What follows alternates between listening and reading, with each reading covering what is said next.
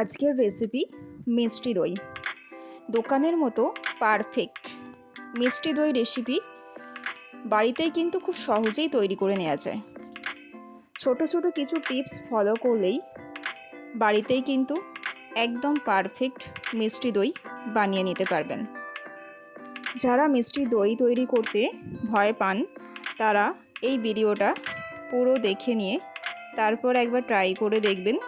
খুব সহজেই কিন্তু একদম পারফেক্ট মিষ্টি দই বানিয়ে নিতে পারবেন। আর যখন মিষ্টি দইটা কেটে পরিবেশন করবেন দেখবেন এর থেকে কিন্তু এক বিন্দুও জল ছাড়বে না। বাড়িতে থাকা যে কোনো বাটিতে, এমনকি স্টিলের বাটিতেও আপনারা খুব সহজেই মিষ্টি দই তৈরি করে নিতে পারবেন।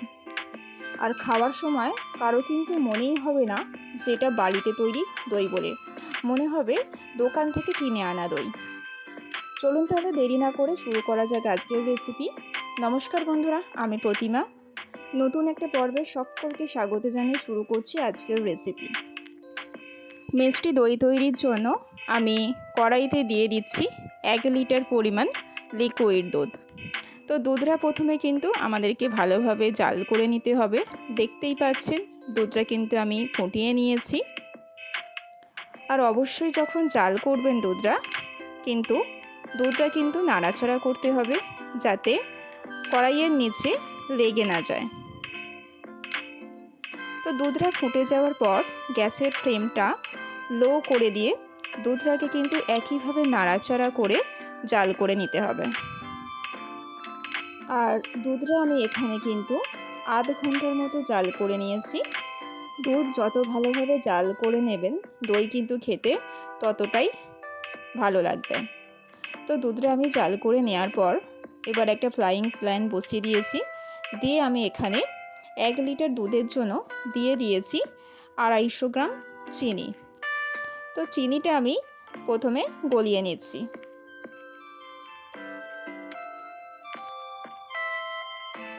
তো চিনিটা কিন্তু আমি এখানে গলিয়ে নিয়েছি।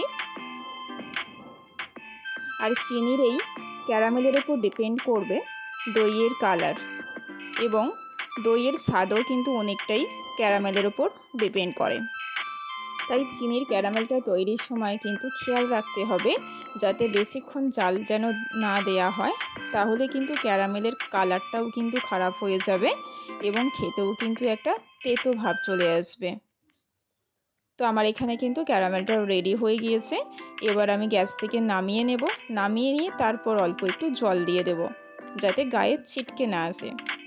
তো তারপর যে দুধটা আমি জাল করে রেডি করে রেখেছিলাম সেটা কড়াইয়ে বসিয়ে দিলাম। দিয়ে চিনির ক্যারামেলটা দিয়ে দিলাম। চিনির ক্যারামেলটা দেওয়ার পরে অবশ্যই কিন্তু দুধটা নাড়তে থাকতে হবে যাতে নিচে বসে না যায়। তো চিনির ক্যারামেলটা দেওয়ার পর 20 মিনিট কিন্তু আমি জাল করে নিয়েছি। এবার কিন্তু আমার দই বসানোর জন্য দুধটা কিন্তু একদম রেডি হয়ে গিয়েছে। অন্যদিকে আমি 100 গ্রাম দই নিয়েছি, টক দই, যেটা কিন্তু আগে থেকেই আমি ছাঁকনিতে বসিয়ে রেখেছিলাম। বসিয়ে রেখে জলটা কিন্তু পুরোপুরি ছেঁকে নিয়েছি। জল থাকলে কিন্তু হবে না, দইটা বসবে না। তো ছেঁকে নেওয়ার পর একটা মিক্সিং বলে দইটা নিয়ে ভালোভাবে কিন্তু দইটাকে ফেটে নিচ্ছি। এখানে 5 থেকে 7 মিনিট সময় নিয়ে দইটা কিন্তু আমি ফেটে নিয়েছি। দেখতেই পাচ্ছেন এর ক্রিমের মতো তৈরি হয়ে গিয়েছে দইটা। তো অন্যদিকে যে দুধটা আমি দইয়ের জন্য রেডি করেছিলাম সেটা কিন্তু হালকা ঠান্ডা করে নিয়েছি।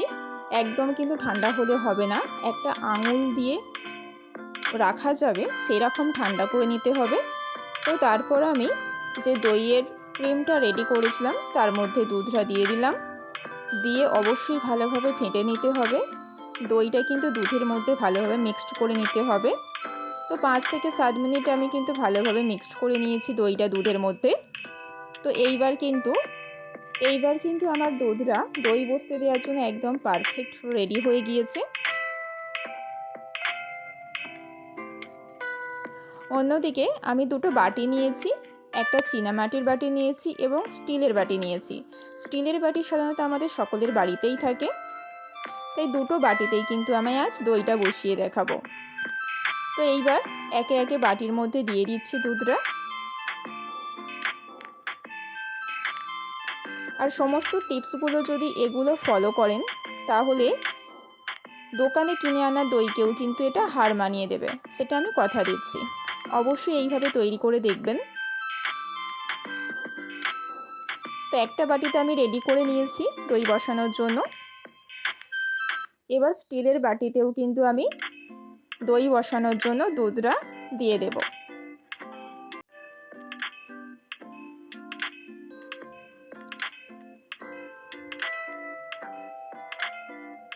দুটো বাটিতেই কিন্তু আমি রেডি করে নিয়েছি।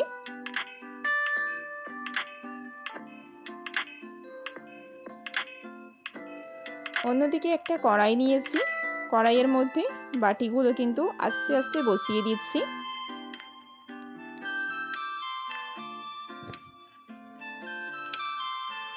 এবার একটা ঢাকনা দিয়ে ঢেকে রেখে দেব।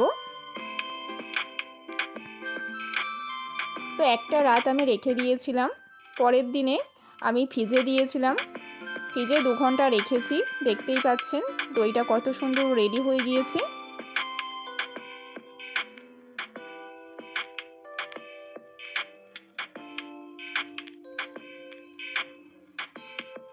আর এইভাবে হাতে উপর করেও দেখতে পাচ্ছেন দই কিন্তু একটুও ঘেঁটে পড়ে যাচ্ছে না এবং জল ভাব কিন্তু দইয়ের মধ্যে একদমই নেই। আমি কেটেও দেখিয়ে দিচ্ছি, দেখুন একটুও কিন্তু জল ভাব নেই, একদম মনে হচ্ছে যেন দোকান থেকে কিনে আনা পারফেক্ট দই।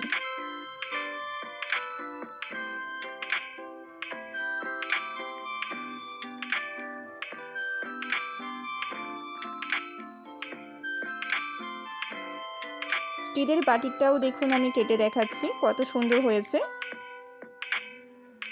দেখতেও কিন্তু যতটাই সুন্দর লাগছে আর খেতেও কিন্তু ঠিক ততটাই সুন্দর।